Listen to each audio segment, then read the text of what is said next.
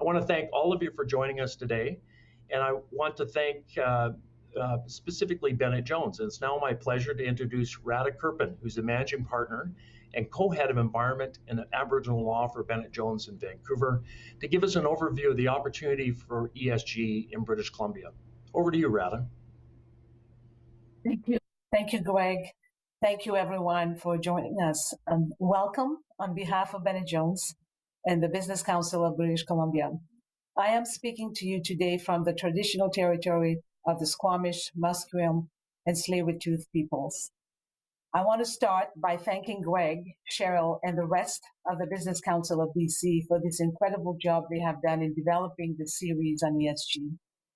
This journey began last year when Greg and I were talking about the need to look deeper into what we could do now to take advantage of the immense opportunity ESG presents for our province and our country.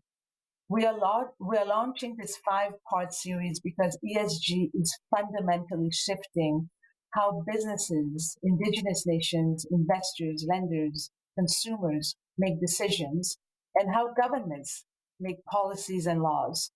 We need to work together to not only take up, but build the opportunity of this accelerated focus on the importance of ESG and re-energize our economy, especially after this pandemic, to fulfill the promise this promise has to build shared prosperity.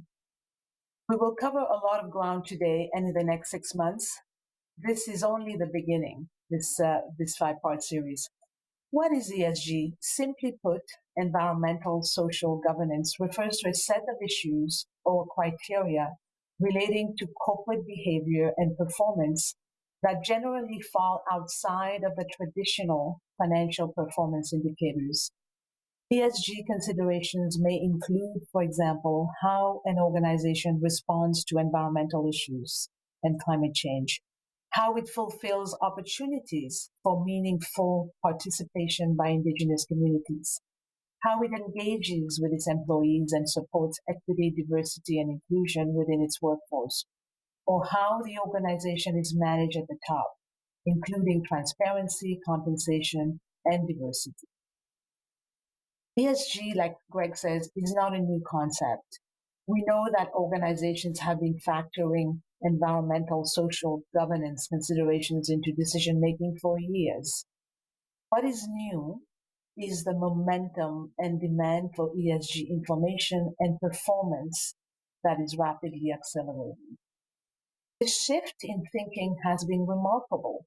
The way people looked at ESG last year and the way they do now has changed dramatically. Quite simply, the future of ESG is now. ESG will look very different depending on the organizations, the sectors, and geographical locations in which one operates. Once ESG priorities have been identified, then it is up to the business to determine how ESG will be implemented within the organization. What are the policies and procedures and commitments that are needed to make sure that ESG becomes a strategic consideration in business decisions? There is no one-size-fits-all. What we do know is that organizations that have successfully implemented ESG platforms across their organization say that ESG is embedded in the organization's culture and made part of the narrative, both internally as well as externally. It is dealt with as a priority at the leadership level, including board and senior management. It is cross-functional and across the entire organization. It is implemented and communicated throughout the organization with buy-in and commitments and responsibilities at many levels. It is communicated carefully, thoughtfully, consistently, and transparently, whether through mandatory public reporting or voluntary ESG reporting. So when we talk about ESG, we need to be mindful that ESG is supported by the legal framework in Canada with respect to how businesses make decisions. It has long been accepted by the courts that a director's duty to pursue the best interests of the corporation is not confined to its short-term profits or immediate share value. The legal foundation not only supports but in some cases may require directors to make decisions that consider ESG issues and priorities for the business as part of the overall duty to act in the best interest of the corporation. The interests of indigenous communities and those of stakeholders may have a profound impact on the long-term sustainability and best interests of the corporation. For this reason, we do not view ESG as simply a nice to have, but as part of the broader landscape in which corporate directors make decisions regarding the business. What is the opportunity for ESG in BC? When we look at some of the key environmental and social issues associated with ESG, the reality is that they have been part of the business fabric in British Columbia for decades. When we think about creating and delivering a sustainable economy, British Columbia has many strengths. Our province's businesses, commodities, technologies are transitioning to lower carbon intensities, supported by abundant, clean, renewable energy and expertise. We have a culturally diverse population and communities with global perspectives. British Columbia is also driving an accelerated focus on Indigenous peoples as right holders through partnerships and community building. Throughout the province, we have modern infrastructure and systems to efficiently move goods and people to where they need to go, with an increasingly shrinking carbon footprint. We have world-leading post-secondary institutions, and perhaps most importantly, we are fortunate that so many talented, skilled, and entrepreneurial people call British Columbia home. This is a place where the world wants to live.